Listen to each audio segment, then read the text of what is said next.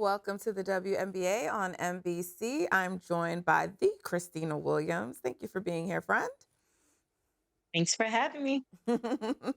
Well, listen, we are at that point of the year where it is a playoff push and teams are trying to jockey for position.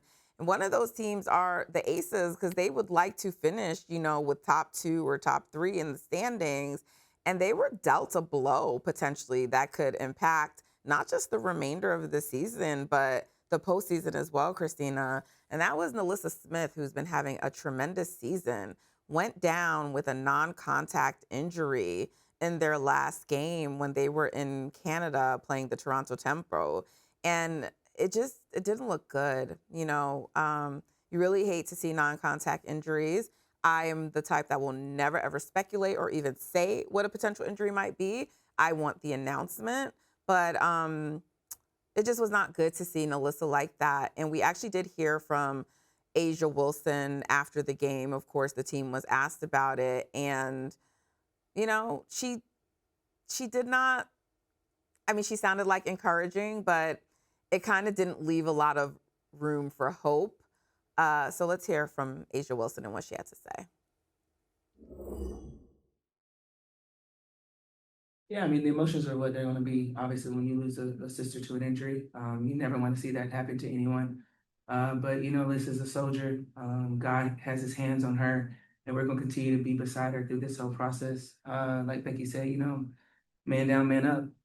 We got to continue to build around her and help her understand that we're with her every step of the way. But obviously, emotions are going to be emotions.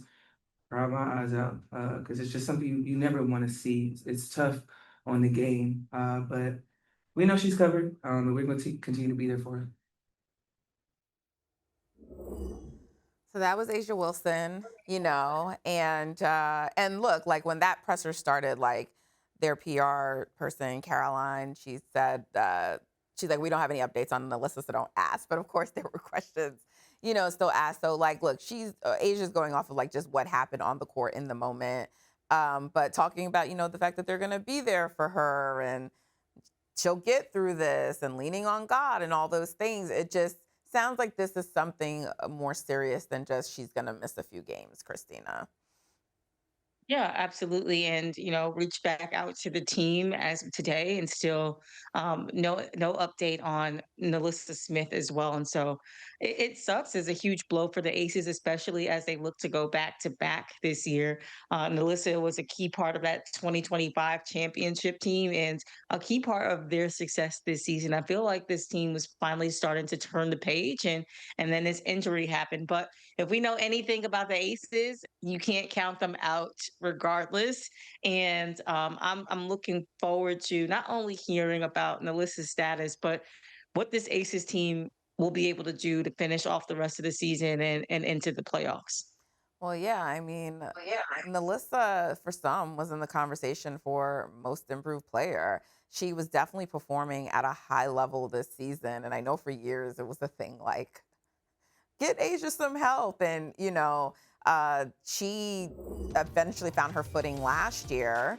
And then, near the end of the season and into playoffs, she played well. And then this season, been playing well, and her numbers also match that, and she's scoring at like a really high level efficiently.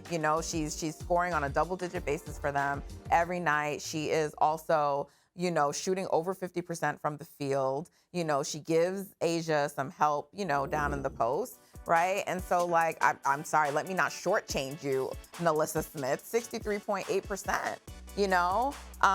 This is a lot of production to lose if you're losing her, and so we hope that's not the case. We hope that we'll see NaLyssa returning, but that's a lot of production to lose, Christina. Yeah, absolutely. And we talk about the aces. A lot of people talk about the depth of this team. And we know Becky, she uses her rotations really tight. That starting five and a couple of players off the bench. And Alyssa is a key glue player to like I said, the team's success. And it's unfortunate that, she went down in that last game. But again, we are not going to speculate about whether she has a season ending injury. The team is yet to give us an update. And so I could imagine maybe she's going through some testing at this point, and once they get an update, they will give the rest of us an update as well. And yeah, NaLyssa Smith is a huge, huge part of the Aces' success. So I think that whether she's there or not, Asia Wilson will do what she does and put the team on her back. But a huge blow right now for the Aces. For sure. I mean, we talked about MVP earlier, and you mentioned that like this might make Asia's case, if it wasn't already, like crystallize it, because she may have to carry a bigger load. But look, Jackie Young has been tremendous this season as well. And we know the two of them will step up as they need to be. But is there elsewhere that the Aces can go? Should this be a season-ending injury for NaLyssa? Can they get help somewhere? And I before, if you would have asked me this like 3 days ago, I would have said, I don't know what they're going to do. But there might be a little light at the end of the tunnel, not for NaLyssa if it is season ending. And of course, we hope it's not. But news comes down, Khristina, that DeWanna Bonner and the Phoenix Mercury are going to be parting ways. They released her. And so allowing her in what could be potentially her last season to go compete, in the playoffs and help a team that's in the battle for championship contention. And so as soon as that news dropped that they were doing that, I think one of the first teams that emerged as like a potential landing spot for her were the Las Vegas Aces. And it doesn't mean that it's going to be them. We haven't had any news from the team or otherwise. And there's some things that have to happen, right? Like she has to clear waivers, and if she does clear waivers, then she'd be unrestricted and a team could sign her. But I think the Aces are like right there at the cap. And, there have been some provisions added in like for replacement players if there's an injury in the new CBA. So we don't know if like there's a way for them to actually get her, but certainly just based on the distance from Phoenix to where Las Vegas is, and the fact that it was noted that they're releasing her to give her a chance to go compete, to go try to compete for a championship, the Aces have to be one of the teams at the top of the list, especially in light of, this lingering NaLyssa injury. Yeah, absolutely. Well, for me, this buyout didn't really come as a surprise. League sources around the trade deadline have been telling me that she was looking to go elsewhere around the trade deadline. I feel like the writing may have been on the wall in terms of Phoenix's unsuccessful season this season. And DeWanna, she's been hinting for a few years now that she has more years behind her than ahead of her. And we obviously know that she wants to win another championship before she retires. And the Aces is a team that has been on the top of DeWanna's list in several off seasons in terms of where she could possibly land. Obviously, a player like DeWanna at 6'4", WNBA championship. She has that championship pedigree, defensive length, the versatility that she can provide. I think that she can very much still take over games. We saw that on August 1st against the New York Liberty as well. So I think that she's a player that has a lot to give. And what you brought up was a key thing in where she will land. It all depends on how a team strategy around this situation can happen. If she's claimed off of waivers, she obviously has to wait 48 hours, and then a team will inherit roughly $500,000 in contract value based on their cap room. So if a team has the cap money, they can claim her off waivers.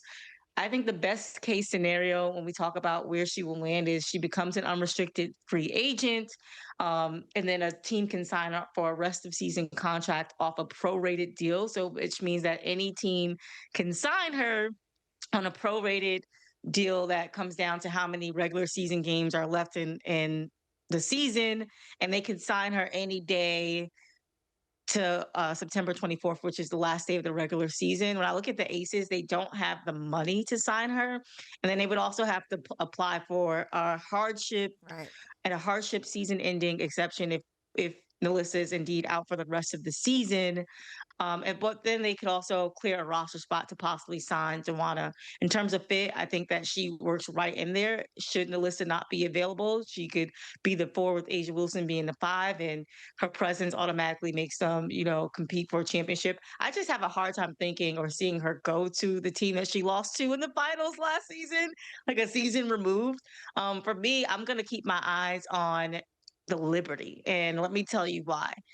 They have over $450,000 in standard cap space, and we still don't know the full status of a player like Satsu Sabali. We heard earlier today Dallas was granted a season ending hardship exception and signed a player. I think that New York could possibly look to lean in and do sort of the same thing. We know that her history with Jonquel Jones, they played together for 3 seasons in Connecticut, one of which they went to the finals. Jonquel was an MVP when she played alongside DeWanna Bonner in 2021. I think it makes the most sense should Satu Sabali not be available. The latest update that we received in terms of her availability was on August 13th. Head coach Chris DeMarco came out and said that she's indefinitely away from the team. She's been struggling since the finals last year when she went down with that concussion, just rehabbing and coming back from that. And on August 19th, she made a statement and said that she's not going to be playing for the FIBA World Cup for her German national team. So, could that be an indication that her season with the Liberty could also be ending? We have yet to hear more from the Liberty. I was told today by a source that Chris DeMarco wasn't made available at practice today. So that's also something that we should keep our eyes on is what is the status of Satu Sabali as the season end? Will the Liberty, just put her off for the rest of the season and apply for a season ended hardship exception to then get DeWanna Bonner should she not be claimed on the waiver wire? I think that would make the most sense, especially when Leonie Bebic came back into the fold over the weekend against the Indiana Fever. The standard again for the Liberty is to win a championship. And how do you do that? I think a player like Bonner fits in with Jonathan Kolb's philosophy in terms of length and versatility and having a player that could do a little bit of everything. She already has, like I said, the chemistry with a player like Jonquel Jones. I think that she could be the big difference maker for whether the Liberty can win a championship this year. And so I think that those are the two teams that you should keep your eye on, the Aces and the Liberty. And I also think the Dream, they have something to say. I think that this is a team that has the cap space that's to sign DeWanna Bonner without needing to have a medical exception or emergency Right. hardship exception. They could also sign her. She played with Brianna Jones in Connecticut. Pairing her with Reese down low, I think would be an amazing thing in a Smesco style system. But I would keep my eyes on Las Vegas and New York for where DeWanna Bonner could possibly land. Yeah, I Yeah. think I like her fit best in Vegas if they can pull it off, but I don't know if they can.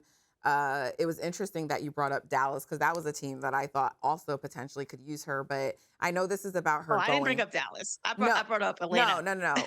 I'm saying you brought up Dallas in terms of New York doing something similar the way Dallas Oh, just yes. did, right? And so, like me, I'm saying it's interesting that you brought them up only because I was surprised to see that because I thought DeWanna is potentially a player that could help them. But, it says, the language was that the buyout was reached because it's to help her go compete for a championship, right? And so maybe I'm sure which teams DeWanna thinks can really compete for a championship will matter, right? And I don't know if a team like Dallas would be one of those teams. And even though New York has probably fell short of expectations, I wonder if people still consider them that. And people only needs to matter if DeWanna does. But I do think Atlanta is also a very interesting destination.